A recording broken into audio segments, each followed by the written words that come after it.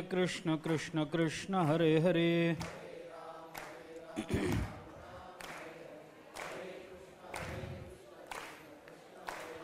हरे राम राम राम हरे हरे हरे कृष्ण कृष्ण कृष्ण हरे हरे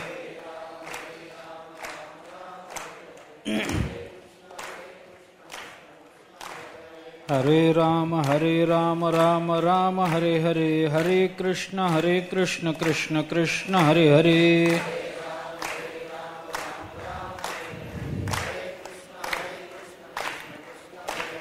हरे राम राम राम हरे हरे हरे कृष्ण कृष्ण कृष्ण हरे हरे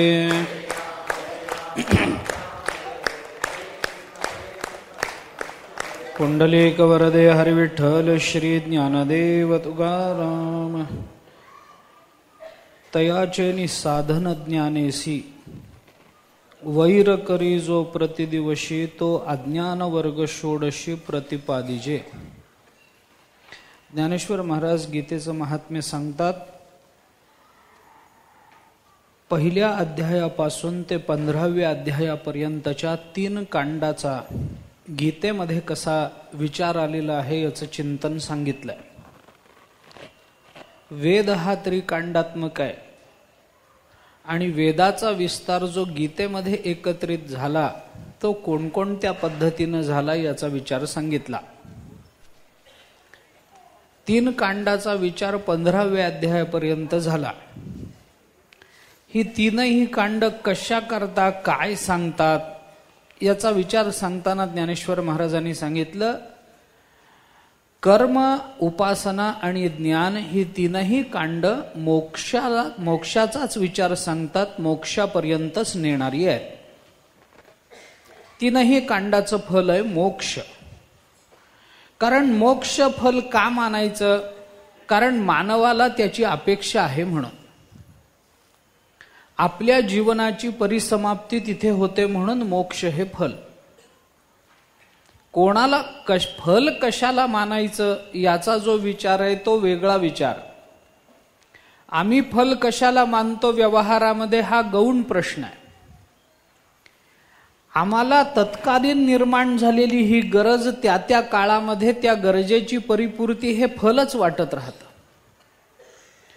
पैशाची गरज निर्माण झाली, पैसा मिळवणे हे फल आहे. आरोग्य बिघडलं, औषध घेऊन आरोग्य सुधारणं हे फल आहे. आमच्या दृष्टीने फलाचा विचार हा तेवढाच आहे. परंतु या सर्व फलांपेक्षाही एक महत्वाचं फलशास्त्र संत आपल्याला सांगतात आणि ते म्हणजे मोक्ष नावाचं फल आहे. फल कशाला म्हणतात त्याचं साधं उत्तर दिलंय. जे मिळाल्यानंतर पुन्हा काही मिळवावं असं वाटू नये त्याला फल म्हणावं. काही मिळू दे, संपत्ती मिळाली तरी पुन्हा मिळवावी वाटतेच. काही किती जरी झालं तरी, सत्ता मिळाली तरी ती टिकावी वाटतेच आहे. आयुष्य मिळालं तरी ते पुढे वाढावं असं वाटतच आहे, ते संपावं असं वाटत नाही. या सगळ्याचा अर्थ काय? हे फल नाही.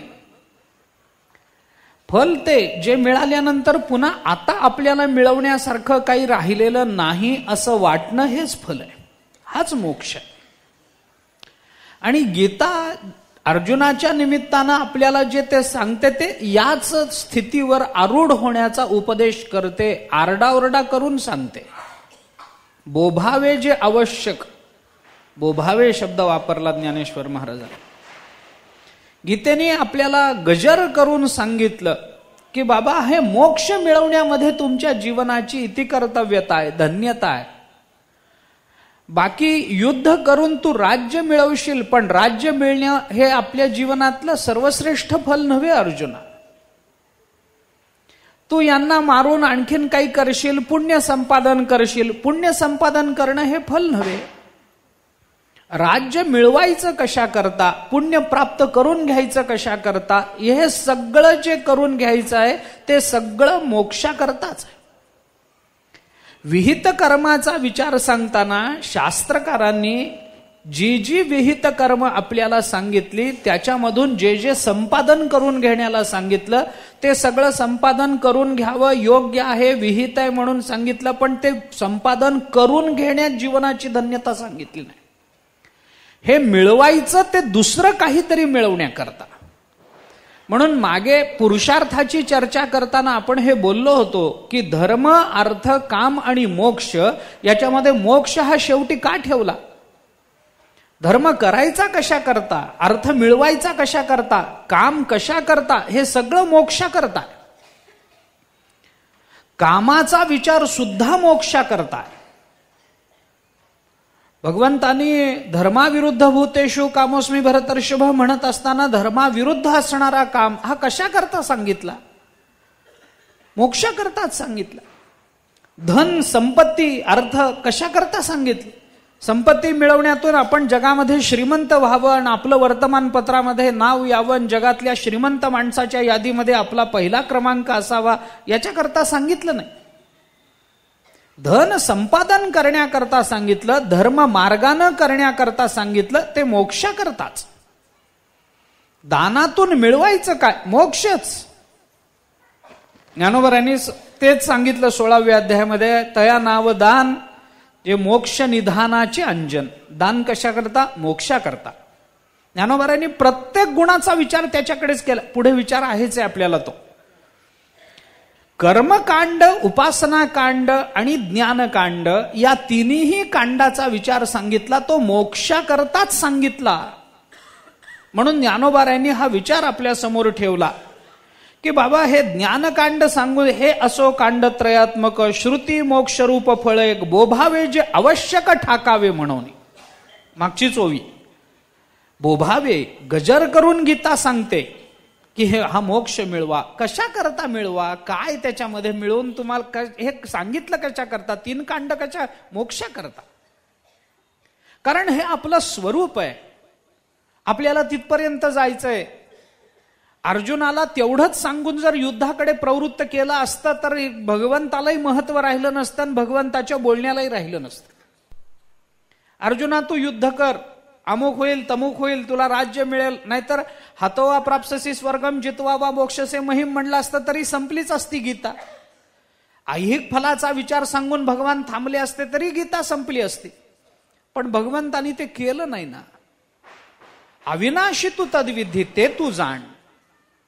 अविनाशाचं स्वरूप काय आहे ते तू जाण. हे मरणारे, मारणारे, अमक तमक हे तुझ्या मनाचे खेळ झाले. हे डोळ्याला दिसणारं झालं. जे डोळ्याला दिसतं त्याच्या मागे लपलेलं जे अदृश्य तत्व असतं ते साध्या डोळ्यांनी कळत नाही, ते विचाराच्या डोळ्यांनी पाहिलं पाहिजे. याच्याकरता मोक्ष आवश्यक आहे म्हणून सांगितलं. बोभावे जे आवश्यक ठाकावे म्हणून ते स्वीकारा, ते प्राप्त करून घ्या. मग काय? ही 3 कांड मोक्षा करता सांगितली. कर्मकांडातून भगवंतानी अर्जुनाला मोक्ष सांगितला. प्रमाण अनेक ठिकाणी येतात. आपण मध्ये बोलून आलो, जिथं जिथं कर्मानं वगैरे मोक्ष सांगितला जातो तिथं मध्ये ज्ञानाचा उल्लेख नसला तरी ज्ञान गृहीत धरावं लागतं. भले मोक्षात तिथं ज्ञानाचा उल्लेख नसेल पण मध्ये ज्ञान गृहीत आहे, कारण कर्मावरून सरळ आपल्याला मोक्षापर्यंत जाता येत नाही. मध्ये ज्ञान गृहीतच आहे. ते जरी त्याचा उल्लेख नसू देत, त्याची चर्चा केलेली नसू देत, कर्मानं मोक्ष मिळतो अशी कितीतरी उदाहरणं आपल्याला पाहता येतात. उदाहरण देऊन ज्ञानोबारांनी 3ऱ्या अध्यायामध्ये सांगितलं, देख पा जनकाधिक कर्मजात अशेख न सांडिता मोक्षसुख पावते झाले. मोक्षसुख कर्मजात अशेख न सांडिता, कर्माचा त्याग न करता मोक्ष सुख पावते झाले. इथं कर्मातून मोक्ष सांगितला पण मध्ये ज्ञान गृहीत आहे. कर्मानं मोक्ष म्हणजे कर्मकांडाचा विचार हा प्रत्यक्ष मोक्षाची जरी संबंधित नसला तरी ज्ञान माध्यमातून मोक्षाशी संबंधितच आहे. मध्ये उल्लेख नसला तरी चालेल.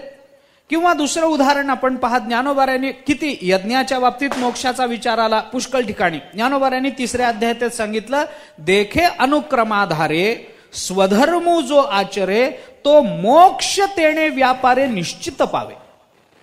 अनुक्रमाधारे जो कर्मामध्ये स्वधर्माचं आचरण जो करतो तो त्या व्यापारानं त्याला मोक्ष मिळतो. स्वधर्माचरणानं मोक्ष मिळतो असा सिद्धांत नाही, गोष्ट खरी आहे. परंतु इथं कर्माचा, स्वधर्माचा विचार करून त्याची संगती मोक्षासाठी लावून दिली. याचा अर्थ कर्मकांड सांगितलं गेलं तेही मोक्षाकरताच सांगितलं गेलं. कर्मानं काय मिळवायचंय? मोक्ष मिळवायचा. कसा मिळेल याच्या विस्तारामध्ये तुम्ही ज्ञान सांगा, याच्या विस्तारामध्ये तुम्ही कर्म हे अंतःकरण शुद्धीचं साधन सांगा, याच्या विस्तारामध्ये कर्मानं प्राप्त होणारी चित्तशुद्धी, त्याच्यानं प्राप्त होणारं परमतत्व, ही कार्यकारण भावसंगती सांगा, त्याच्यामधले टप्पे सांगा, मान्य आहे. पण शेवटी कर्मानं मिळालं, मधलं गाळून जर बोलायचं झालं तर कर्मानं मिळालं काय? तर मोक्ष. हीच संगती आहे. म्हणून कर्मकांडाचा विचार वेदांनी सांगितला, गीतेने सांगितला तो मोक्षाकरता. उपासना कांडाचा विचार केला तर उपासना कशा करता सांगितली? त्या देवतांना प्रसन्न करून घेण्याकरता नाही, ती गौण फलं झाली त्याची. असं आहे, एखाद्या कर्माची, एखाद्या साधनेची जेव्हा गौण आणि मुख्य अशा दोन्ही पद्धतीची फलं सांगितली जातात आणि विशेषत्वानं गौण फलावर जोर देऊन सांगितलं जातं किंवा विशेष फलावर जोर देऊन सांगितलं जातं, त्यावेळेला विशेष फलावर जोर देऊन सांगितल्यानंतर गौण फलाचा विचार न करणं चालू शकतं. पण गौण फलावर जोर देऊन जेव्हा सांगितलं जातं तेव्हा विशेष फलाचा, मुख्य फलाचा विचार केल्याशिवाय पुढे जाता येत नाही. थोडी संगती आपण लक्षात घ्या. कर्मानं प्राप्त होणारं, उपासनेनं प्राप्त होणारं फल, कर्मानं प्राप्त होणारं फल, अंतःकरण शुद्धी हे फल आहे, गौण फल आहे. कारण त्या फलानंतर मोक्ष शिल्लक राहिला. उपासना कांडानंतर अरे देवतांची प्रसन्नता गौण फल आहे, हे काही मुख्य फल नव्हे, कारण त्याच्यानंतर मोक्ष शिल्लक राहिला. कारण त्या देवता प्रसन्न झाल्यानंतर त्या परमात्म्याच्या प्रसादानं आपल्याला ज्या सिद्धी प्राप्त होतात, तो सिद्धी म्हणजे वैराग्य सिद्धी पावी जे पसायत आहे. वैराग्य सिद्धी, वैराग्य म्हणजे ज्ञान नव्हे, वैराग्य म्हणजे ब्रह्मबोध नव्हे, वैराग्य ब्रह्मबोधाचं साधन झालं.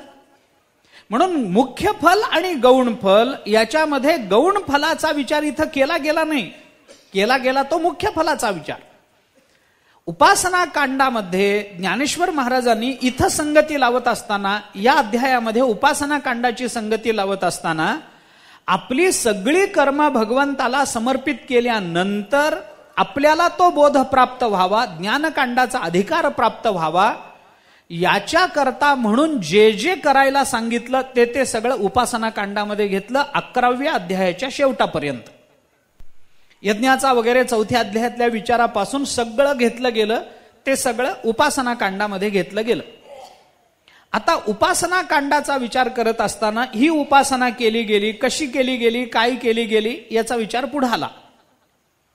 ती उपासना करत असताना काही गुणांचा जो विचार सांगितला गेला, 7व्या अध्यायामध्ये आलं, 8व्या अध्यायामध्ये, 9व्या अध्यायामध्ये, 10व्या अध्यायामध्ये काही सांगितलं गेलं, 6व्या अध्यायामधला योगी सांगितला गेला, 5व्या अध्यायामधलं काही चिंतन सांगितलं गेलं निष्काम कर्माचरणाचं वगैरे. हे कशा करता? या माध्यमातून ही उपासना पद्धती म्हणून सांगितली गेली. या पद्धतीच्या आधारानं आपल्याला काय प्राप्त करून घ्यायचं? तर मोक्ष. कारण काही गोष्टी आपल्याला त्या देवतेच्या कृपेशिवाय करता येत नाहीत, म्हणून याच्याकरता म्हणून त्या देवतेची उपासना करण्याकरता सांगितलं. त्याच्यानंतर ज्ञानोबरांनी ज्ञानकांड सांगितलं, ज्ञान तर मोक्षाकरताच सांगितलं, त्याचा तर कित्येक ठिकाणी विचार आहे. 16व्या अध्यायातली दैवी संपत्ती काय, 13व्या अध्यायातले काही गुण काय, अपैशून्याचे लक्षण, अर्जुना हे पुढे जाण, मोक्ष मार्गीचे सुखासन मुमुक्षु, हे त्याला मोक्ष मार्गीचं सुखासन म्हटलं अपैशून्याला. मोक्षाचा विचार, अपैशून्य कशा करता पाहिजे? मोक्षा करताच पाहिजे. दान कशा करता पाहिजे? मोक्ष निधानाचं अंजन म्हणूनच पाहिजे. या सगळ्या गोष्टी, या 26 गुणांचा विचार करताना ज्ञानोबारांनी सांगितलं, एवं इहि 26 ब्रह्मसंबता वसत असे मोक्ष चक्रवर्तीचे जैसे अग्रहार आहे. ज्ञानोबारांनी मोक्ष चक्रवर्तीचा अग्रहार म्हणून त्याचा विचार केला 26 गुणांचा. केवढा त्या गुणांचा विचार, ज्ञानाचा विचार जिथे जिथे आपण करू. आपण पुढे अजून याच अध्यायामध्ये येऊन गेलाय, आपल्याला 1-2 प्रमाण देतो, हा विषय संपवतो. जे निजबोध उराउरी भेटती आत्मया श्रीहरी परी मोक्ष प्रसादी सरी सर्वाही आथी. ज्ञानोबराय बोलतात. ऐक्याचा विचार सांगितला, ज्ञानाचा विचार सांगितला. कशा करता? ज्ञानोबराय म्हणतात मोक्ष प्रसादी सरी सर्वाही आथी. अरे मोक्ष प्रसाद प्राप्त व्हावा याच्याकरता तर ऐक्य विचार तुम्हाला सांगितला. कोणतंही प्रतिपादन, कोणत्याही कांडाचं प्रतिपादन जे शास्त्रांनी केलं ते केवळ आणि केवळ मोक्षाकरता केलं, हे ज्ञानोबराय बोलतात. आणि म्हणून ज्ञानेश्वर महाराजांनी सांगितलं की तयाचेनी साधन ज्ञानेसी वैर करी जो प्रतिदिवशी तो अज्ञान वर्ग षोडशी प्रतिपादिजे. 15व्या अध्यायापर्यंत 12वा आधी 15वा अवधी करून सांगितलं. 15व्या अध्यायाच्या शेवटपर्यंत ज्ञानकांड सांगून झाल्यानंतर आता 16, 17 आणि 18 या अध्यायाची संगती काय, व्यवस्था काय. मग हे 3 अध्याय कशा करता सांगितले? ज्ञानकांड सांगून झाल्यानंतर गीता संपायला पाहिजे होती, 16वा का सांगितला? ज्ञानोबारायने त्याचं कारण सांगताना वेगळ्या दृष्टीने 16व्या अध्यायाकडे पाहिलं. ऐका, कारण आहे त्याचं. सहसा 16वा अध्याय जो सांगितला जातो तो दैवी संपत्तीच्या विस्ताराकरता म्हणून सांगितला जातो. ज्ञानोबारायने दैवी संपत्ती करता 16वा अध्याय सांगितला असं म्हटलंच नाही. ज्ञानोबारायनीची दृष्टी ही वेगळी दृष्टी आहे.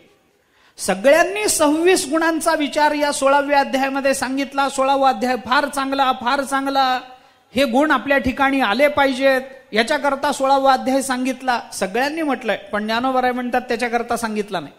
मग कशाकरता सांगितला 16वा अध्याय?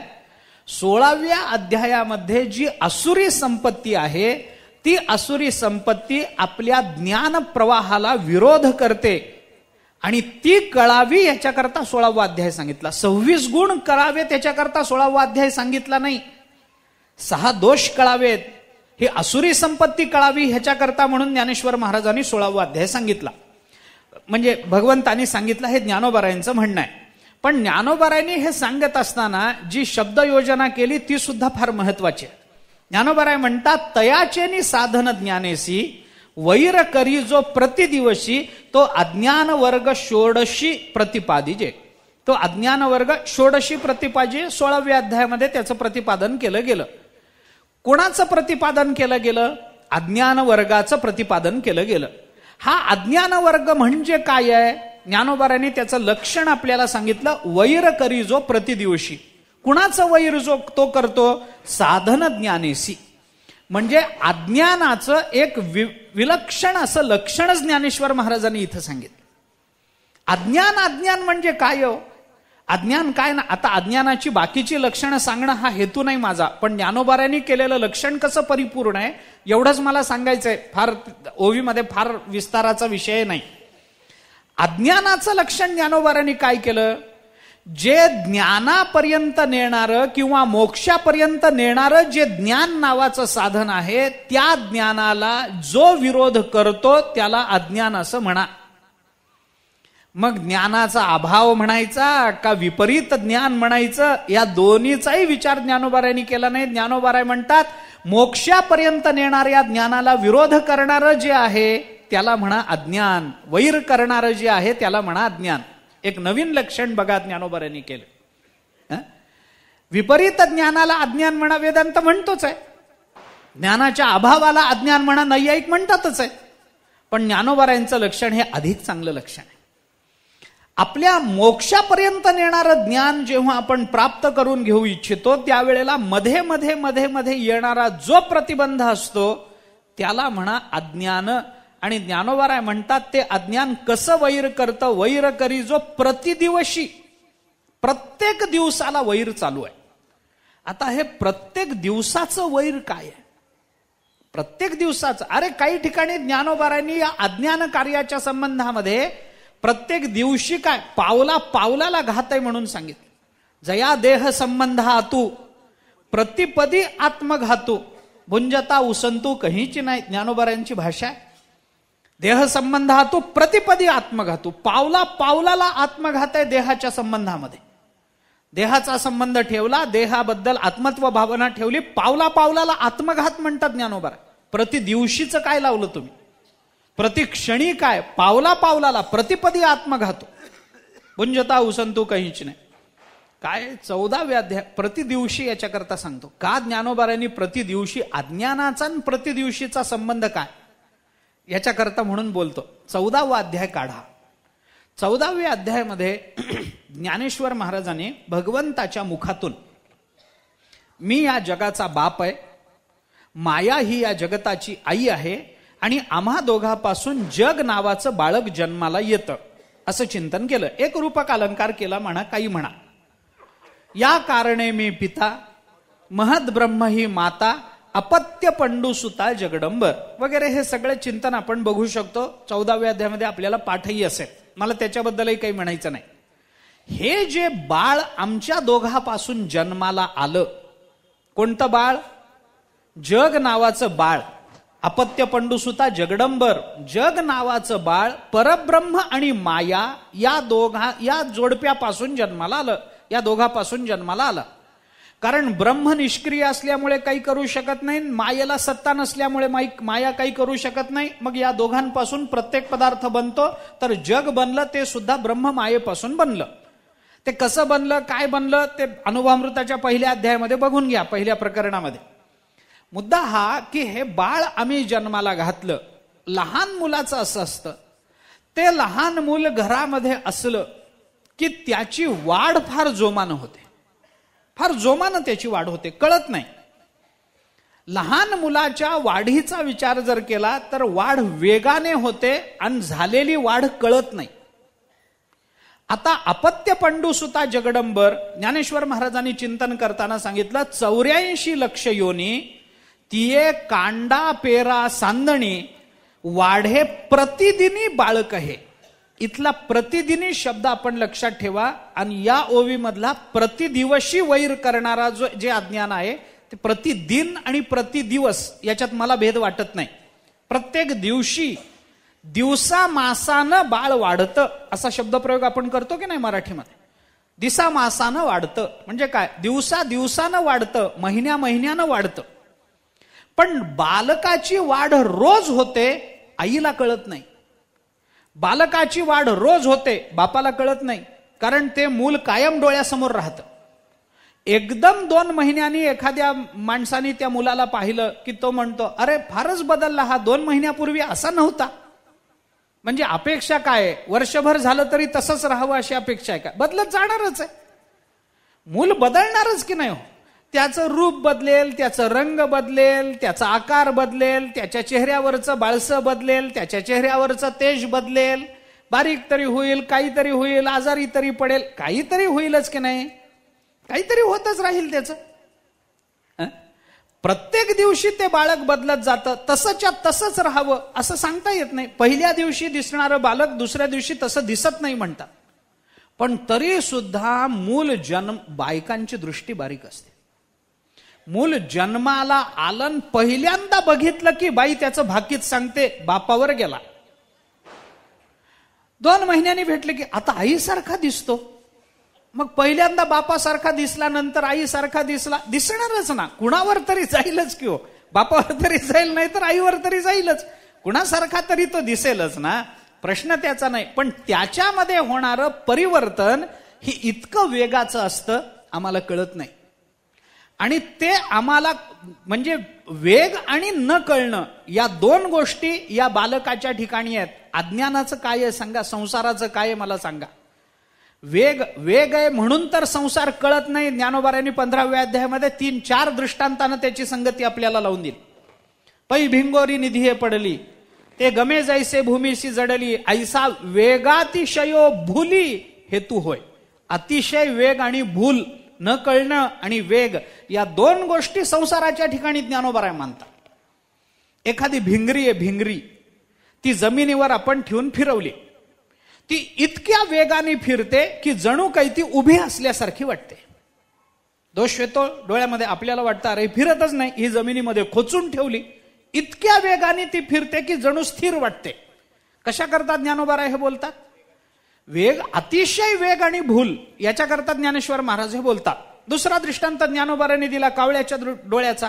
तिसरा दृष्टांत ज्ञानोबारांनी दिला, ते उदबत्ती आपण हातामध्ये घेऊन जर हवेमध्ये वेगाने फिरवली तर एक प्रकाशाची रेखा तयार झाल्यासारखी वाटते.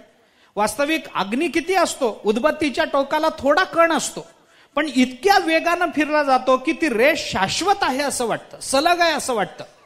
कावळ्याच्या डोळ्यामध्ये एकच बुबुळ आहे, पण कावळा दोही डोळ्यामध्ये ते बुबुळ इतक्या वेगानं फिरवतो की बघणाऱ्याला वाटतं कावळ्याला 2 बुबुळ आहे. आता प्राणीशास्त्राचे काय विचारवंत काय सांगतात मला माहित नाही, आणि माझा त्यांच्यावर विश्वासही नाही. माझा विश्वास ज्ञानोबारायांवर. ज्ञानोबाराय म्हणतात वायसा एक बुबुळे दोहीकडे, कावळा एकच बुबुळ दोन्ही डोळ्यामध्ये इतक्या वेगानं फिरवतो की बघणाऱ्याला वाटतं हे दोन्ही ठिकाणी त्याच्या एकाच डोळ्यात बुबुळ आहे असं वाटत नाही, दोन्ही डोळ्यात बुबुळ आहेत असं वाटतं. ते रामचंद्र प्रभूंनी तो डोळा त्याचा काढून घेतला बाबा. ते पुष्कळ ते जयंत आला, ते त्यांनी कावळ्याच्या रूपामध्ये सीता मातोश्रीच्या पायाला जखम केली. मग ते रामचंद्र प्रभू वनवासामध्ये सीता मातोश्रीच्या मांडीवर डोकं ठेवून झोपले होते. तर तिथं तो कावळ्याच्या रूपामध्ये तो आला जयंत, आणि त्यांनी ते सीता मातोश्रीच्या पायाला चोच मारली. रक्त आला. आधीच आईसाहेब नाजूक, कावळ्यानी चोच मारली, ते रक्त वाहायला लागलं. काही ठिकाणी वर्णन आहे, ते रक्त वाहत आलं. त्या रक्ताचा एक ओघळ रामचंद्र प्रभूच्या अंगाखाली आला म्हणतात. आल्यानंतर त्यांना ते रक्त उष्ण असतं, त्याच्यामध्ये अभिसरण होत असल्यामुळे त्याच्यामध्ये उष्णता निर्माण होते. ते रक्त उष्ण असतं, ते अंगाखाली आल्याबरोबर त्यांना काही गरम गरम लागणं, जाग आल्यावर उठून बघतात तर रक्त लागलं. म्हणे कुठून आलं? माझ्या पायातून आलं. कसं का मुळे आलं? म्हणे ते कावळा तिथून उडाला, तो जाऊन फांदीवर बसला. त्याची कारण काय ते वेगळंच आहे अजून, तो तिथं का आला, कशा करता आला वगैरे. म्हणजे तो आला. तिने आईसाहेबांनी कावळा दाखवला. ते रामचंद्र प्रभूला राग आला. मी झोपलेलो असताना माझ्या बायकोच्या पायाला तो चावतो, कुरतडतो, रक्त काढतो, राग आला. बायकोची काळजी होती, राम असले म्हणून काय झालं. सगळ्या घरोघरी मातीच्या चुली असतात. राम असो, लक्ष्मण असो, नाही तुम्ही आम्ही असो, काय फरक पडायचा. झालं, काळजी वाटली. काळजी वाटल्यावर त्याने आईसाहेबांचं कौतुक केलं. अगं मग त्यांनी चोच मारली तुझ्या पायाला, तू त्याच वेळेला हालचाल नाही, मी हालचाल केली असती तर तुम्हाला जाग आली असती, तुम्ही झोपला होता. तुमची झोप कशी मोडायची? कारण हा झोपल्याशिवाय तिला काम करायला वेळच मिळत नाही. अनुभवामृतवाचा आपण. पुरुष जोपर्यंत झोपत नाही तोपर्यंत प्रकृती काही करू शकत नाही. दोघांपैकी एक झोपलेलं कायम लागतं. कोणीतरी एकाने, पुरुष जर झोपलेला असेल तर प्रकृती जागी असते, आणि पुरुष जेव्हा उठतो तेव्हा प्रकृतीला झोपावंच लागतं. ती जागी राहू शकत नाही. पुरुष आणि प्रकृती एका वेळेला जागे असू शकत नाहीत वेदांताच्या नियमानुसार. अनुभवामृत पहा आपण पहिल्या प्रकरणामध्ये शिवशक्ती समावेशनाच्या. एका वेळेला राहू शकत नाहीत. एकतर पुरुषांनी जागा राहावं, नाहीतर प्रकृतीनं जागा. प्रकृती जागी राहिली की विश्व दिसत राहतं, पुरुष जागा झाला की ब्रह्म दिसतं. संगती एवढीच आहे. आता पुरुष जर जागा असेल तर प्रकृती झोपलेली असते. मग त्यांनी सांगितलं नाही नाही तुम्हाला जाग येईल म्हणून मी मांडी हलवली नाही. कौतुक वाटलं बायकोच्या सहनशक्तीचं. म्हणजे राग आला त्याचा. कावळा कुठे आहे? समोर झाडावर बसला. काही नाही, रामचंद्र प्रभूंनी तिथलीच एक गवताचं काडी तिथली काढली, त्याला अभिमंत्रित केलं, त्याला सोडून दिलं. ती काडी ती ब्रह्मास्त्रासारखी त्या कावळ्याच्या मागे लागली. मग तो इकडं जा तिकडं जा तिकडं जा, या लोकात जा, तो जयंत फिरायला लागला. या लोकात जा, ब्रह्मलोकात जा, तिथून विष्णू लोकात जा, तिथून शिवलोक कैलास पर्वतावर जा. ते नेहमीच प्रकरण असतं. कुणाच्याही मागे काही लागलं की ही 3 लोक 100% फिरावी लागतात. विष्णू लोकात तरी जा, ब्रह्मलोकात तरी जा, कैलासावर तरी जा. मग ब्रह्मदेव म्हणणार माझा काही याच्याशी संबंध नाही, मी उत्पत्ती करतो फक्त. विष्णू म्हणणार मी फक्त अमुक अमुक आहे, माझा संबंध नाही. भगवान शंकर तर समाधीतच असणार, हे ठरलेलंच. ते कावळा गेला, तो जयंत गेला उडत, ते काही नाही, कोणाकडे आसरा मिळाला नाही. मग आता काय करावं? ते भगवान विष्णूंनी सांगितलं बाबा मी काही करू शकत नाही, जरी मीच असलो तरी आता मी काही करू शकत नाही. मग तू तिथंच जा, त्यांना शरण जा. सकृदेव प्रपन्नाय तवास्मी त्याच्या याचते अभयम सर्वभूतेभ्यो ददाम्य तद्व्रतम मम. बस, रामचंद्र प्रभूंनी सांगितलंय जो मला शरण येईल त्याला अभय देईन. त्याला शरण जा, त्यांना शरण जा, ते काही मार्ग सांगतील. मग ते तिथून आले, ते दुर्वास पुन्हा अंबरीशाकडे आले, तसंच झालं. रामेश्वर भट्ट पुन्हा तुकोबारायांकडे आले, तसंच झालं. आले पुन्हा, नमस्कार केला, अहो मला अमुक का असं झालं तसं झालं, माझ्याकडून चूक झाली, असं असं व्हायचं होतं, हा हेतू होता. त्याने काय परिहार द्यायचा दिला. रामचंद्र प्रभू म्हणाले, हे बघ, आता तुझं म्हणणं जरी मला मान्य असलं तरी मी सोडलेलं अस्त्र काही परत येत नाही. कारण रामाच्या बाबतीमध्ये असं परत कर, रामोद्वीर नाभिभाषते, रामानी सोडलेला बाण आणि रामानी उच्चारलेला शब्द परत माघारी येत नाही. मी काही करू शकत नाही, मी अस्त्र सोडलंय, मग आता मी काय करू? मी तुझ्या नावाने ते सोडलंय, आता ती गवताची काडी असली तरी तुझा प्राण घेतल्याशिवाय राहत नाही.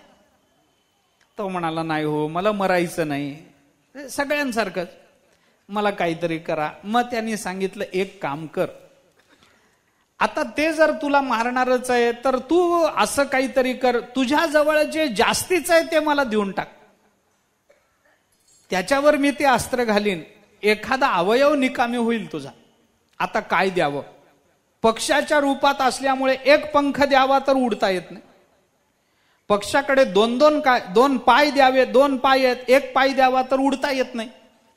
दोन्ही पैकी एक पंख द्यावा तर उडता येत नाही. पक्षाला काही कान नाहीत, पक्षाला काय 2 अजून काय असणार आहे? काही नाही, 2 काय देणार? मग लक्षात आलं, 2 डोळे, एक डोळा दिला तर चालेल, एका डोळ्यानं दिसू शकतं. एका डोळ्याने काही जग दिसू शकत नाही का? दिसू शकेल. उलट असे 2 डोळ्यांनी मनुष्य जेवढं पाहतो त्याच्यापेक्षा सामर्थ्य जास्त एक डोळ्याच्या माणसाकडे असतं. बरोबर आहे का? बघा, कारण तो 2 डोळ्यानं जेवढं बघतो तेवढं हा एकाच डोळ्याने बघतो. मग ह्याला जर 2 असतील तर किती दिसेल? एक डोळा काढून दिला, चालू शकेल, एका डोळ्यावर भागू शकेल, काही हरकत नाही, एका पंखावर भागू शकणार नाही. मग त्यांनी एक डोळा काढून दिला आणि मग रामचंद्र प्रभूंनी तो डोळा निकामी केला. तेव्हापासून कावळ्याला एकच डोळा, असं भावार्थ रामायणामध्ये आलेला विचार. ज्ञानोबारांनी तिथला दृष्टांत उचलला, हो, म्हणजे भावार्थ रामायणातला नव्हे, रामायणातला. ज्ञानोबारायांनी तिथलं उचललं आणि सांगितलं, बाबा वायसा दोही डोळे बुबुळे दोहीकडे, एक बुबुळ दोन्हीकडे तो कावळा फिरवतो, पण वेग आणि भूल, आपला मुद्दा हा चालला. अरे या जगाचा वेगच इतका आहे, कोडी वेळा घडे मोडे, एका क्षणामध्ये निर्माण होतं आणि एका क्षणामध्ये नष्ट पावतं. बस मासी पाख पाखडी तव हे सरे, ज्ञानोबारांनी चिंतन केलं. किती बस, काळा नळाच्या तोंडी घातली लोणियाची उंडी, मासी पाख पाखडी तव हे सरे. एका क्षणामध्ये सरतं, एका क्षणामध्ये उत्पन्न होतं. काय या जगताचा इतका उत्पत्ती आणि लयाचा इतका वेग आहे की माणसाला असं वाटतं हे जग नित्यच आहे. कशा करता सांगितलं? माझा मुद्दा काय चालला? वाढे प्रतिदिनी. माझा मुद्दा काय चालला ऐका. हे जे जग नावाचं बालक आहे हे प्रतिदिवशी इतक्या वेगाने वाढतं, कळत नाही माणसाला, प्रतिदिवशी वाढतं. तसं हे अज्ञान कार्य जे आहे, ते अज्ञान जे आहे, कालचं जग आज नाही हो, कालचा संसार आज नाही आपल्याला. कालचा काय, सकाळचा संसार दुपारी नाही, दुपारचा संसार रात्री नाही, रात्रीचा संसार सकाळ होईपर्यंत टिकत नाही. कालच्या संसारापेक्षा आज काहीतरी विलक्षण, परवाच्या संसारापेक्षा काल काहीतरी विलक्षण, सकाळच्या संसारापेक्षा रात्री काहीतरी विलक्षण आहेच की नाही. सकाळी भाजी भाकरी केली माणूस, रात्री काय हवं सकाळीच विचारून ठेवतो. म्हणजे सकाळचं त्याला रात्री चालत नाही. सकाळी काय नाही हो, आज सकाळचंच उरलेलं खाय, मग एवढं कशाला करावं उर, एवढं रात्री वेगळं करू नये, रात्री वेगळी काहीतरी भाजी करा. सकाळचं गोड रात्री चालत नाही, रात्रीच्या पंक्तीला वेगळं लागतं. प्रत्येक दिवशी आमचा संसार बदलत जातो, क्षणाक्षणानं कणाकणानं वाढत जातो. ज्ञानोबाराय म्हणतात 84 लक्ष योनी ती कांडा पेरा सांदणी, वाढे प्रतिदिनी बाळक, हे बाळक प्रतिदिनी वाढत जातं. त्यामुळे प्रतिदिवशी याचा आपल्या ज्ञानाशी असणारं वैर वेगळं. कालचं वैर आज नाही, आजचं वैर उद्या नाही, दंभानं केलेलं वैर बाकी कोणते दुर्गुण करत नाहीत. प्रत्येक क्षणी प्रत्येक दिवशी याचं वैर वेगळं आहे. म्हणून ज्ञानोबाराय ही भाषा वापरतात. तयाचेनी साधन ज्ञानेसी वैर करी जो प्रतिदिवशी तो अज्ञान वर्ग षोडशी प्रतिपादिजे. 16व्या अध्यायामध्ये हा ज्ञान वर्ग सांगितला. संसार काय असतं एक लक्षात घ्या. एक वाक्यात विचार सांगतो पुढे कर. संसाराचा असे संसार म्हणा अज्ञान म्हणा मला आता काही फार फरक पडत नाही. जोपर्यंत आपल्या इंद्रियामध्ये सामर्थ्य आहे ना तोपर्यंत हा संसार आपल्या अस्तित्वाची आपल्याला जाणीव होऊ देत नाही. आपल्या इंद्रियांमध्ये दुर्बलता यायला लागली की मग तो आपलं सामर्थ्य दाखवायला लागतो. संसाराचा हा स्वभाव आहे. बरोबर आहे का पहा. जोपर्यंत आमच्या अंगात जोपर्यंत ताकद आहे तोपर्यंत आम्हाला संसार त्रास देतो हे वाटतच नाही ना. उलट आम्हाला त्रास झाला तर त्याच्यावर तुटून पडायचीच आमची जास्त प्रेरणा असते कारण अंगात ताकद असते. असं कसं होईल. म्हणजे अंगामध्ये इंद्रियांमध्ये सामर्थ्य असल्यामुळे संसाराचं अज्ञानाचं वैर आपल्याला कळत नाही. उलट ते अज्ञान वाढवण्याचाच आपण विचार करतो. काल बोललो ना आपण त्या दृष्टीने. प्रत्येकाला आपल्या उपाध्या वाढवण्याकडेच प्रत्येकाचा कल आहे. अवाटलीय आस्था बुद्धी विषय सुखाची परमावधी इंद्रियांमध्ये प्रबलता आहे म्हणून जीव तैसा उपाधी आवडे लोका. प्रत्येकाला उपाधी वाढव कारण का इंद्रियांमध्ये सामर्थ्य आहे. विषयासक्ती तीव्र आहे. ते विषय भोगावेत वाटतात. अजून भोगले अजून एकदा भोगावे वाटतात. विषयाचं आकर्षण माणसाच्या जीवनामध्ये नित्य आहे आणि त्याच्यामध्ये नूतनता सुद्धा त्या अज्ञानानंच जाणवत राहते. म्हणून एखादा विषय भोगला तरी पुन्हा भोगण्याची अपेक्षा शिल्लक राहते कारण त्या विषयाचं आकर्षण प्रचंड आहे.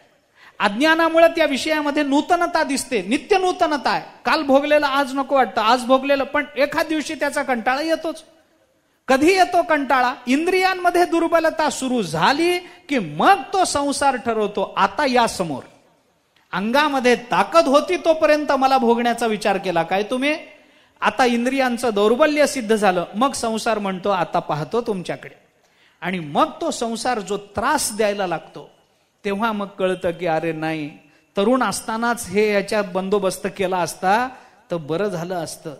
वयाच्या 80व्या वर्षी वाटतं मग काही नाही हो पायात जोर होते तेव्हाच माऊलीची वारी केली असती तर बरं झालं. आता काय उपयोग आहे त्याचा. आता इंद्रिय मदत करत नाहीत. असा सांगतात की ब्राह्मणाचं पोट जेवण करून बिघडलं की ब्राह्मणाला असं वाटतं म्हणे की काल रात्री जेवलो नसतो तर बरं झालं असतं. आता आज वाटून त्याचा काही उपयोग आहे. बिघडलं ते बिघडलंच पोट.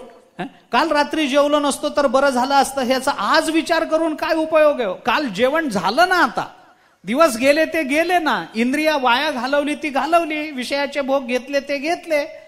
आता जेव्हा आमच्या इंद्रियांची दुर्बलता सिद्ध झाली मग तो संसार उलटून पडतो आपल्या अंगावर. मग तो वैर करायला लागतो आणि त्याचं वैर त्या वेळेला करत. जोपर्यंत इंद्रियामध्ये ताकद आहे तोपर्यंत संसाराचं वैर वाटत नाही मित्रत्व वाटतं. आपल्याला हा विषय पुरवतो. अरे हा संसार टाकायचा कसा. अरे ह्याच्यामध्ये तर येण्यामध्ये आपल्या जीवनात आनंद प्राप्त झाला. विषय कुणी दिले संसारानेच दिले. भोगाची आसक्ती कुणी दिली संसार. मित्र वाटतो तो. पण वैर करी प्रतिदिवशी हे त्या वेळेला कळत नाही जेव्हा साधक या सगळ्याला ओलांडून पुढे निघून जातो. आपण काल बोललोय की हे मुमुक्षु निघाले.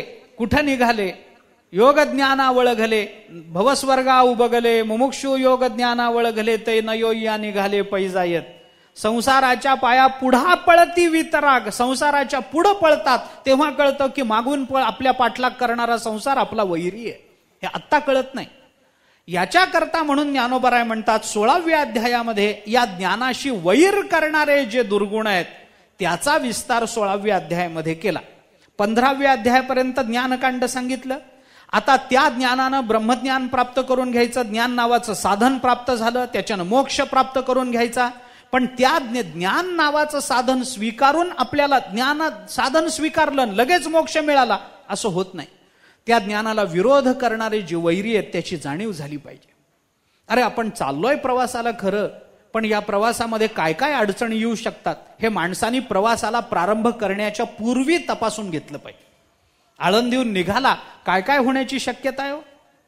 बाबा ऊन लागण्याची शक्यता आहे मग छत्री ठेवा. पाऊस लागण्याची शक्यता आहे छत्री ठेवा प्लास्टिक ठेवा. अरे वळकटी भिजण्याची शक्यता आहे त्याला प्लास्टिकचा कपडा गुंडाळून ठेवा. कपडे वाळत घालायला जागा मिळणार नाही, दोरी ठेवा. असं होईल, तसं होईल, काही अमुक होईल, इस्त्रीला पैसे लागतील, कपडे धुवायला साबण घ्यायला पैसे ठेवा. चप्पल तुटेल, पैसे ठेवा.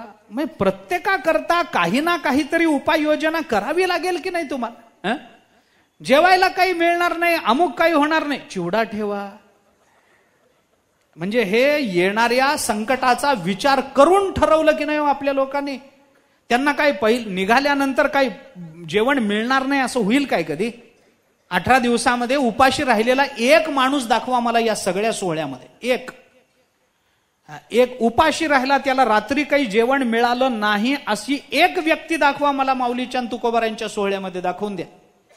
अरे माऊली बरोबर आहे तर ती काय उपाशी ठेवेल काय आपल्याला? देणार चतकोर अर्धी भाकरी तरी देईल, भात तरी देईल, काहीतरी देईल.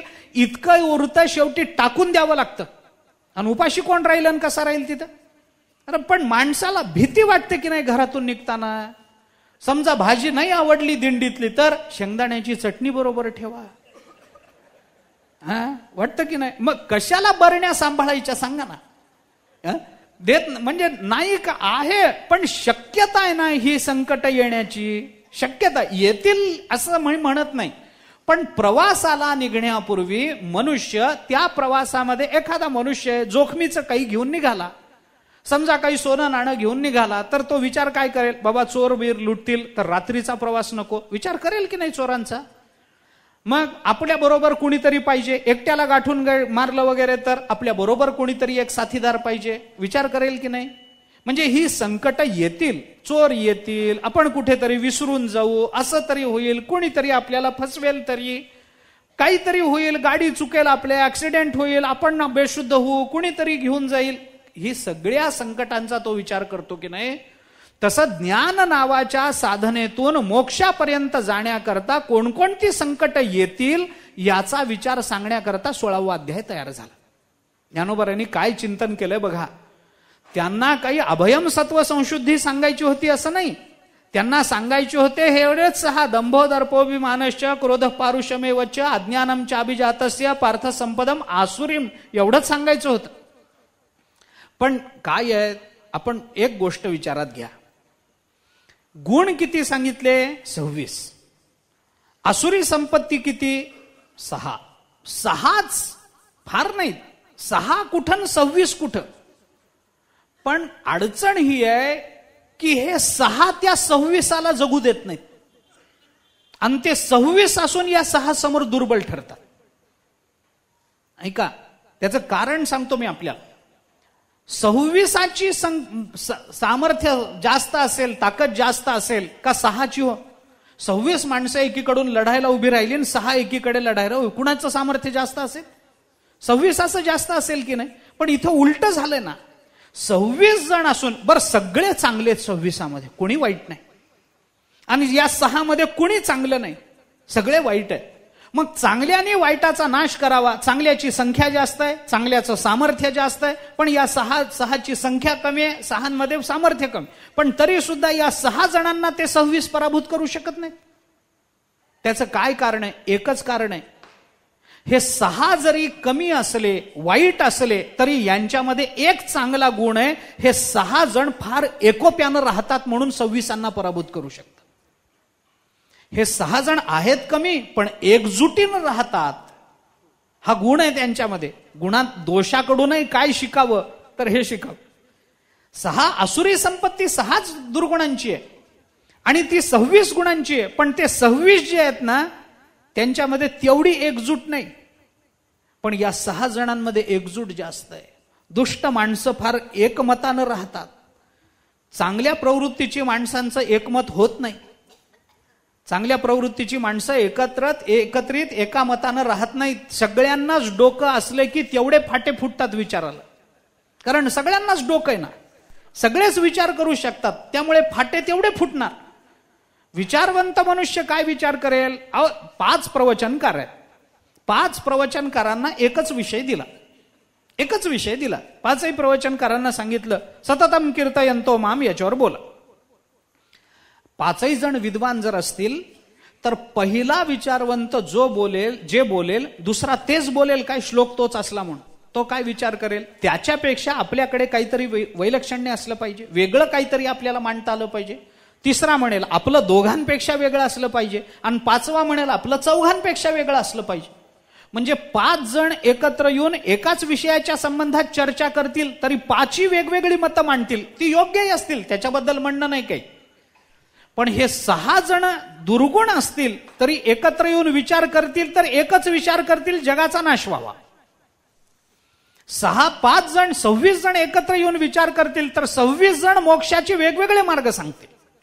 कोणी सांगेल निर्भय व्हा, तोच मोक्ष आहे. कोणी सांगेल काही नाही, सत्वशुद्धी करा, तोच मोक्ष आहे. कुणी सांगेल नाही हो तुम्ही यज्ञ करा, तोच मोक्ष आहे. कुणी म्हणेल ज्ञान, तोच मोक्ष आहे. कुणी म्हणेल दान, तोच मोक्ष आहे. अभयम सत्व संशुद्धी, तेच आहे पुन्हा सगळं. दानम दमश्च यज्ञश्च स्वाध्यायस्तप आर्जव. कुणी म्हणेल तप म्हणजे मोक्ष, कुणी म्हणेल आर्जव म्हणजे मोक्ष. आपल्यासारखा सामान्य माणूस गोंधळून जाईल, मोक्ष म्हणजे नक्की काय. मग त्याच्यापेक्षा काय करा, जिथं एकमत झालंय ते स्वीकारा. म्हणून मनुष्य दुर्गुणाकडे वळतो. असं आहे का, त्याच्या मागचा हेतू मी सांगतो. थोडं विस्तार होईल माझ्या बोलण्याचा, पण थोडं सांगतो ऐका. काय असतं, गुण आणि दोषांची चर्चा करताना या दोघांमध्ये थोडा फरक आहे. गुणांचं काय असतं, गुण येताना प्रत्येक गुण वेगवेगळा येतो, आणि जाताना मात्र एक गेला की त्याच्या पाठीला पाठवून सगळे गुण जातात. दोषाचं तसं नसतं. दोष एक आला की त्याच्या पाठीला पाठवून सगळे येतात, पण एक दोष गेला तर बाकीचे दोष जात नाहीत. प्रत्येक दोषाच्या निवृत्तीकरता स्वतंत्र प्रयत्न करावा लागतो. गुणांच्या बाबतीत प्रत्येक गुणाच्या प्राप्तीकरता स्वतंत्र प्रयत्न आहे. गुणांची निवृत्ती झाली तर एकाच्या निवृत्तीत बाकीच्या सर्व गुणांची निवृत्ती आहे, प्रयत्न करावे लागत नाहीत. अभयत्व गेलं तर आर्जव जायला वेळ लागत नाही, सत्व संशुद्धी जायला वेळ लागत नाही. निर्भयता गेली, मनुष्य भयग्रस्त झाला की सगळेच दुर्गुण, ते सगळे गुण एकाला लागून एक बाहेर पडतातच. एक गुण येण्याकरता, अभय आला म्हणजे सत्व संशुद्धी येईलच असं नाही. अभयाकरता स्वतंत्र प्रयत्न करावे लागतात आणि सत्व संशुद्धी करता स्वतंत्र प्रयत्न करावे लागतात. गुण येताना पाठीला पाठ लावून येत नाहीत, पण जाताना मात्र पाठीला पाठ लावून जातात. एकाचा हात धरून एक जण निघून जातात. येताना मात्र सगळे गुण स्वतंत्र येतात. ज्ञान आलं म्हणजे दम येईलच असं नाही, दम झाला म्हणजे यज्ञ होईलच असं नाही, यज्ञ झाला म्हणजे स्वाध्याय होईलच असं नाही. आता हे सगळं एक एक लावून घ्या आपण. 3 श्लोकामध्ये 26 गुणांची संपदा 16व्या अध्यायाच्या पहिल्या, दुसऱ्या आणि तिसऱ्या श्लोकामध्ये भगवंतांनी सांगितले. याच्यामध्ये या 26 गुणांचा विचार करताना एक अभयत्व पहिल्यांदा सांगितलं. माझी धुरेचा बैसणा म्हणून ज्याचं वर्णन केलं ते अभयत्व आलं की बाकी सगळे गुण येतात असं नाही. पण 26 गुण कमावल्यानंतर जर पहिला अभयपाठ सोडून गेला तर बाकीचे गुण त्याच्या हाताला हात धरून निघून जातात. जाताना गुणांची एकवाक्यता असते, येताना गुणांमध्ये मतभेद असतो. दोषाचं नेमकं उलट होतं.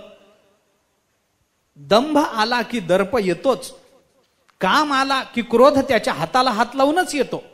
ज्ञानोबारांनी दुसऱ्या ते चिंतन केलंय. आपण नेहमी सांगतो, मी सगळंच काय सांगू आपल्या, जोपर्यंत आपला प्राण नेत नाही तोपर्यंत हे गुण हातात, हे दोष सगळे हातात हात घालून आपल्या जीवनामध्ये राहतात. ध्यायतो विषयान पुंसाः संगस्तेषु उपजायते, संगात संजायते कामा, कामात क्रोधोभिजायते, क्रोधात भवति सम्मोहः, सम्मोहात स्मृतिविभ्रमः, स्मृतिभ्रंशात बुद्धिनाशो, बुद्धिनाशात प्रणश्यति. हातात हात घालून आले बिचारे सगळे. एक दोष आला की सगळे दोष आले, पण एक दोष गेला म्हणजे सगळे दोष जात नाहीत. प्रत्येक दोषाच्या निवृत्तीकरता स्वतंत्र प्रयत्न करावा लागतो. काम गेला म्हणजे क्रोध जाईल असं नाही. दुर्वासांकडे काम नाहीये पण क्रोध गेलाय काय? नाही ना. क्रोध गेला म्हणजे काम जाईल असं नाहीये.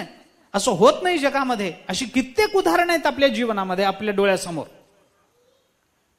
क्रोध गेला म्हणजे, दंभ गेला म्हणजे दर्प जाईल नाही, दर्प गेला म्हणजे अभिमान जाईल नाही. नाही, याच्या प्रत्येकाच्या निवृत्ती करता एक एक जन्म तरी घालवावा लागेल साधना करून करून. पुन्हा प्रयत्न करा, पुन्हा प्रयत्न करा, पुन्हा प्रयत्न करा. सत्वसंशुद्धी झाली म्हणजे काय क्रोध जाईल काय? जातच नाही. उलट जशी सत्वसंशुद्धी येत जाईल तसा माणूस रास्त रागावत जातो. परमार्थ केला म्हणजे दोष जातात काय? मनुष्य ज्ञानेश्वरी वाचणाऱ्याला रागच येत नाही का?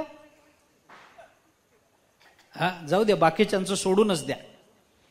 ज्ञानेश्वरी वाचणारा, गाथा नित्य वाचणाऱ्याला राग येत नाही काय? जास्त येतो. महाराजाजवळ नको बाबा. महाराज काही शाप देत नाही, आणि शाप दिला तर फलद्रूप होत नाही. आता त्याची कारण मी सांगत बसत नाही.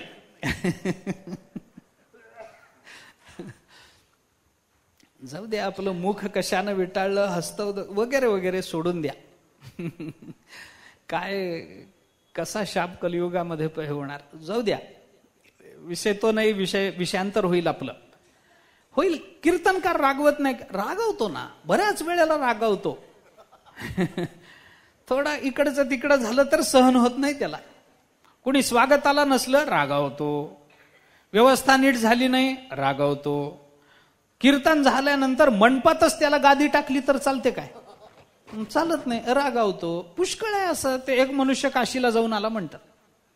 जाऊन आल्यानंतर मग ते एका मित्राने गावात आलं, आता मावन बिवून घातलं, रात्री कीर्तन ठेवलं, त्याचंच कीर्तन. तो म्हणा मीच करतो कीर्तन, काशी महात्म्य सांगतो. सांग बाबा.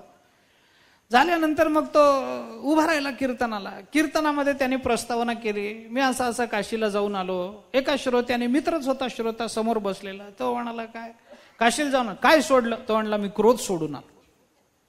क्रोध सोडून. लोकांनी टाळ्या, आता कीर्तनामध्ये टाळ्या वाजवायची एक फॅशनच आली. उगा विठ्ठल विठ्ठल म्हणून टाळ्या वाजवताना वाजवत नाही, आणि कुठंतरी कशाला तरी टाळ्या वाजवत राहतात. लोकांनाही बरं वाटलं, क्रोध सोडून आला, क्रोध सोडून आला. त्या मित्राला ठाऊक होतं. त्यांनी 10 मिनिटं जाऊ दिली, त्याचं बोलणं सुरू झालं. मग त्यांनी पुन्हा 1 मिनिट मध्ये विक्षेप करतो, प्रश्न विचार. म्हणे काय तुम्ही काशीला गेलात, काय सोडलं? म्हणून सांगितलं ना मगाशी तुम्हाला, क्रोध सोडला म्हणून. म्हणला हा विसरलो होतो. पुन्हा 10 मिनिटांनी, तुम्ही काशीला गेला होतात काय? अरे कितीदा सांगायचं तुला क्रोध सोडला म्हणून? 3-3दा सांगावं लागतं तुला. आज लक्षातच राहिलं नाही मला, तेच डोक्यात यायला लागलं. अजून 10 मिनिटं गेली. आता ते काशीला जाऊन काय? अरे क्रोध सोडला ना. सोडला, यायला लागला ना. थोड्या वेळाने पुन्हा विचारलं, काशीला जाऊन काय? अरे क्रोध सोडला. काय डोकं बडवून घ्यावं काय तुझ्याकडे? एवढा कसा मूर्ख आहेस तू? 4-4दा सांगून तुझ्या डोक्यात प्रकाश पडत नाही? क्रोध सोडला म्हणून सांगतो तर.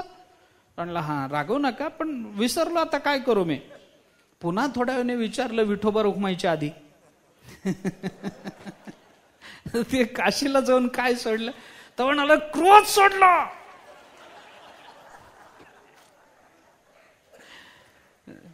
झालं, मधली चाल झाली. पुन्हा ज्ञानेश्वर माऊली, अहो तुम्ही काशीला गेला होतात, काय तो म्हणला क्रोध सोडला. आता पखवाच घालू काय तुझ्या डोक्यात? आता कुठं सोडला क्रोध आणि कुणी सोडला महाराज?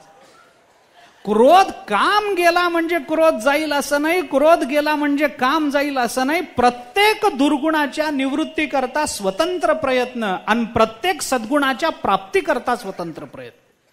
जाताना प्रत्येक सद्गुण एकाला लागून एक निघून जातात, आणि येताना प्रत्येक दुर्गुण एकाच्या हातात हात घालून येतात जीवनामध्ये. याच्याकरता म्हणून ज्ञानोबारायांनी कठीण गोष्ट कोणती आहे? कठीण गोष्ट कोणती आहे? दुर्गुणाची निवृत्ती ही कठीण गोष्ट आहे. म्हणून 16व्या अध्यायामध्ये ज्ञानोबारायांनी लक्ष वेधलं, ते त्याच्याकडे वेधलं. 16वा अध्याय कशा करता सांगितला? ज्ञानोबाराय म्हणतात, तयाचेनी साधन ज्ञानेसी वैर करी जो प्रतिदिवशी, तो अज्ञान वर्ग षोडशी प्रतिपादिजे. तो अज्ञान वर्ग 16व्या अध्यायामध्ये सांगण्याकरता, अज्ञान वर्ग म्हणजे दंभोदर्पोभिमानश्च, हा सगळा विचार, तिथून पुढचा सगळा विचार 16व्या अध्यायातला आपण पाहून घ्या. कारण काय आहे, 16व्या अध्यायामध्ये पहिल्या 3 श्लोकामध्ये विचार जो मांडला गेला तो नंतर पुढे मांडला नाही. पुढे आला तो सगळा असुरी संपत्ती, म्हणजे 16व्या अध्यायाचा बहुतांश विचार हा असुरी संपत्तीत गेला. त्यामुळे ज्ञानेश्वर महाराजांनी त्या विचाराला प्राधान्य दिलं आणि आपल्या ज्ञान साधनेमध्ये आपल्याला प्रतिदिवशी वैर करणारा हा जो आसुरी संपत्तीचा विचार आहे तो सांगण्याकरता, म्हणजे आपल्याला या ज्ञान प्रवासामध्ये सावध करण्याकरता ज्ञानोबराय म्हणतात भगवंतांनी 16वा अध्याय सांगितला. आता एक विचार आहे फक्त पुढच्या ओवीमध्ये, तोही सांगतो, त्याची संगती सांगतो आणि चला पुढं. गंमत काय, आपल्या आता काय झालं, 15व्या अध्यायापर्यंत ज्ञानकांड सांगितलं, ज्ञान साधना हातात आली. आता या ज्ञान साधनेने प्राप्त करून काय घ्यायचं तर फळ सांगितलं, मोक्ष फळ. मोक्ष प्राप्तीपर्यंत ही ज्ञान साधना आपल्याला करायची आहे. तववरी अर्जुना जो बोधवेटेना म्हणाय तववरी या साधना भजावो लागे, तोपर्यंत हे करायचं आहे. मग हे करत असताना ही ज्ञान नावाची साधना करत मोक्षापर्यंत जात असताना मध्ये येणारा प्रतिबंध काय आहे हे जसं ज्ञानोबरायांनी भगवंताच्या मुखातून सांगितलं. मग या प्रतिबंधाच्या निवृत्ती करता आपल्या प्रवासात कोणती काळजी घ्यायची आहे याचाही विचार सांगायला पाहिजे. मध्ये येणाऱ्या आडव्या येणाऱ्या अडचणी सांगितल्या की बाबा हे असं असं होईल, आपण मागे बोलून आलो त्या पद्धतीनं. अहंकारम बलम दर्पम कामम क्रोधम परिग्रहम विमुच्य निर्मम शांतो ब्रह्मभूयाय कल्पते. इथं जो क्रमयोग सांगितला या क्रमयोगामधले अडचणी सांगितल्यास की नाही. अडवावया आले दोषवैरी धोपटिले तया माझी पहिले देहाहंकार वगैरे इथून सुरुवात केलीच की नाही. अहंकारम बलम दर्पम कामम क्रोधम परिग्रहम इथपर्यंतचा विचार सांगितलाच की नाही. मग मध्ये येणारे प्रतिबंध जसे त्याच्या ज्ञानाकरता जाणीवेकरता सांगावे लागतात, तसं त्या प्रतिबंधाच्या निवृत्ती करता किंवा आपल्या मुक्कामापर्यंत जाण्याकरता आपल्याला कोणीतरी एखादा सोबती की ज्याच्या आधारानं आपल्याला हा मार्ग चालणं सुकर व्हावं, सोपं व्हावं, असं कुणीतरी आपल्याला एक बरोबर लागेल. मग ते काय सांगितलं ते 17वा अध्याय तेवढ्या करता सांगितलं. म्हणजे 15व्या अध्यायामध्ये ज्ञानकांड सांगून झाल्यानंतर प्रतिपादनाचा विषय संपलाय. आता एकामध्ये धोक्याची जाणीव आणि दुसऱ्या अध्यायामध्ये सोबत्याची जाणीव करून देणं याच्याकरता 16वा आणि 17वा अध्याय प्रकट झाला. धोक्याची जाणीव करून देण्याकरता 16वा अध्याय आणि आपल्या सोबत्याची जाणीव करून देण्याकरता 17वा अध्याय ज्ञानोबराय सांगतात. तोच शास्त्राचा बोळावा घेवोनी वैरी जिणावा हा निरोप तो 17वा अध्याय येत. ज्ञानोबराय म्हणतात ते जे वैरी मागच्या 16व्या अध्यायामध्ये सांगितलेले आहेत, जे आपल्या प्रतिदिवशी आपल्याशी वैर करतात, त्या वैर्यांना जिंकण्याकरता तोच शास्त्राचा बोळावा. आता एक शास्त्राने त्याचा विचार केलाय नाही असं नाही. शास्त्राचा बोळावा, शास्त्राचा रक्षक, संरक्षक, साथीदार या अर्थाने आपण विचार करा त्याचा. शास्त्राचा बोळावा घेवोनी वैरी जिणावा. शास्त्राचं साह्य घेऊन, शास्त्राचं साह्य घेऊन म्हणजे काय याचा विचार करू आपण, पण शास्त्ररूपी साह्य घेऊन म्हणा पाहिजे तर शास्त्ररूपी संरक्षक बरोबर घेऊन किंवा शास्त्ररूपी आपला कोणीतरी साखा बरोबर घेऊन घेवोनी वैरी जिणावा असं हा घेऊन हे सगळे 16व्या अध्यायामध्ये सांगितलेले 6च्या 6 वैरी जिंकावेत. तो शास्त्राचा साह्यकारी बरोबर घेऊन तो साह्यकारी कोण हे सांगण्याकरता म्हणून हा निरोप तो 17वा अध्याय येत. तो सांगण्याकरता 17वा अध्याय प्रवृत्त झाला. आता 17व्या अध्यायामध्ये काय आलं, वैरी सांगितले नाहीत, पण त्या वैर्यांना जिंकणारा आपला साथीदार कोण हे सांगितलेलं आहे. तो कोण आहे, शास्त्राचा बोळावा. शास्त्र या शब्दाचा पुन्हा इथं अर्थ करताना फक्त वेदच करायचा काय, केवळ वेद एवढाच अर्थ करायचा का, तर तसा करून चालणार नाही. इथं शास्त्र हा शब्द जो ज्ञानोबरांनी वापरला तो नुसता वेद एवढाच अर्थ घ्यायचा नाही. आपण बोललो होतो वेदापासून ते प्रामाणिक माणसाच्या अंतःकरणापर्यंत, संतांच्या अंतःकरणापर्यंत या सगळ्यांना शास्त्र म्हणायचं आहे. तर हे सगळे आपल्याला शास्त्र सांगतात म्हणजे नेमकं काय सांगतात याचा थोडासा विचार करा. शास्त्राचा सहाय्यक हातात घ्यायचा, बरोबर घ्यायचा म्हणजे नेमकं काय बरोबर घ्यायचं. शास्त्रातली वचनं म्हणत म्हणत आपण रस्त्याने गेलो तर दंभ निर्माण होणार नाही का. मुखामध्ये वेदाच्या रुचा असल्या म्हणजे काही दंभ निर्माण होत नाही का. अरे बऱ्याच वेळेला दंभ दाखवण्याकरताच रुचा म्हटल्या जातात. त्याला काय करता, एखादा मनुष्य, आता म्हणजे मी फक्त तिथलंच सांगतो रुचेच सांगतो असं नाही, आपल्याकडेही बऱ्याचदा तसंच आहे. बऱ्याचदा तसंच आहे. बऱ्याच वेळेला आपण प्रमाण देतो, ती प्रमाण आपल्या विचाराला अनुकूल असतात म्हणून नाही, आपलं पाठांतर आहे हे दाखवण्याकरता. मला हेही पाठ आहे, मला हेही पाठ आहे. मग आपल्या मनामध्ये आपल्याला जर एवढी तुकाराम महाराजांची वचनं पाठ आहेत, तोंडामध्ये वचन आहेत, तर दंभ येणार नाही का. येईल. दर्प येणार नाही का? येईल.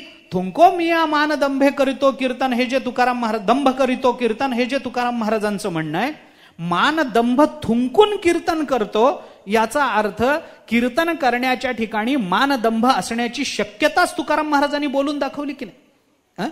मान दंभ थुंकूनच कीर्तन करा. भक्ती आम्ही केली सांडोनी उद्वेग, म्हणजे भक्तीमध्ये सुद्धा उद्वेग येण्याची शक्यता आहे, हेच तुकाराम महाराजांना त्याच्यातून दाखवायचंय ना. मी मान थुंकला, दंभ थुंकून टाकला आणि मग कीर्तनाच्या गादीवर उभं राहिलो, हे तुकाराम महाराजांचं बोलणं वेगळं. पण याच्यातून आपल्याला घेण्यासारखं एवढंच आहे की गादीवर उभं राहताना सुद्धा मान दंभ येण्याची शक्यता राहतेच, राहत नाही असं नाही. म्हणून मग शास्त्राचा बोलावा या शब्दाचा अर्थ काय करायचा? म्हणजे नुसती संतांची वचनं तोंडात ठेवून या मार्गाने निघायचं, शास्त्राची वचनं तोंडात ठेवून या मार्गाने निघायचं का? आणखीन त्याच्या मागे काय विचार असू शकतो? वेदापासून ते संत वाङ्मयापर्यंत हे सगळंच जर शास्त्र असेल तर या शास्त्राचा बोलावा घेऊन वैरी जिणावा. हे संत वाङ्मयातलं काय घेऊन वैरी जिंकावा लागतो, वेदातलं काय घेऊन हे वैरी जिंकावे लागतात, तो सहाय्यक असला तर मग आपण कशा पद्धतीनं मोक्षापर्यंत जाऊ शकतो हे सांगण्याकरता म्हणून 17वा अध्याय निर्माण केला भगवंताने. त्याच्यामध्ये तो सहाय्यक कोण आहे, काय आहे, शास्त्रातलं काय बरोबर घ्यायचं आहे, याचा थोडासा विचार करायचा आहे. उद्याला पाहू. पुंडलिक वरदा हरी विठ्ठल.